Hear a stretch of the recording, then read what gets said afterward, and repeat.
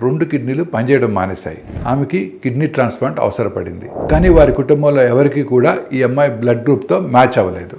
అందుకే అమ్మాయి క్యాన్సర్తో పోరాడుతున్న ఒక అబ్బాయితో పెళ్లికి సిద్ధమైంది.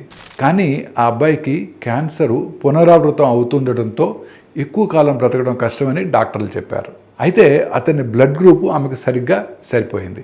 సో ఇలాంటి పరిస్థితుల్లో ఆ అమ్మాయి అతనితో పెళ్లికి సిద్ధపడింది. ఇది కూడా అతని కుటుంబ సభ్యులను జాగ్రత్తగా చూసుకుంటానని, అతను చనిపోయిన తర్వాత అతని కిడ్నీ ఈ అమ్మాయికి ఇచ్చేలా ఒప్పందంతో, దీనికి అతను అంగీకరించడంతో వారి పెళ్లి జరిగిపోయింది. మొదట్లో ఇది కేవలం కిడ్నీ ఒప్పందం మాత్రమే. కానీ రోజులు గడిచే కొద్దీ కలిసి హాస్పిటల్కి వెళ్తున్నారు. అతనికేమో కీమోథెరపీ, ఆమెకేమో డయాలసిస్. ఒకరికి ఒకరు మందులు ఇచ్చుకుంటున్నారు. ఒకరి బాధ ఒకరు అర్థం చేసుకుంటున్నారు. చిన్న చిన్న పనుల్లో ఒకరినొకరు జాగ్రత్తగా చూసుకుంటున్నారు. అలా నెమ్మదిగా ఆ ఒప్పందం కాస్త ప్రేమగా మారిపోయింది.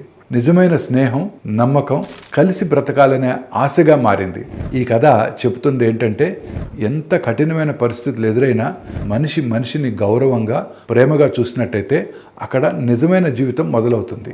అతను కూడా తొందరలో చనిపోతాడు అని చెప్పిన డాక్టర్లే అతను చక్కగా రికవర్ అవటం చూసి ఆశ్చర్యపోతున్నారు. ఇదంతా కూడా ఇద్దరూ కలిసి ఆనందంగా ఉండటం వల్లనే సాధ్యపడింది. కిడ్నీ కోసం చేసుకున్న ఒప్పందం చివరికి 2 జీవితాల్ని సుఖమయం చేసింది.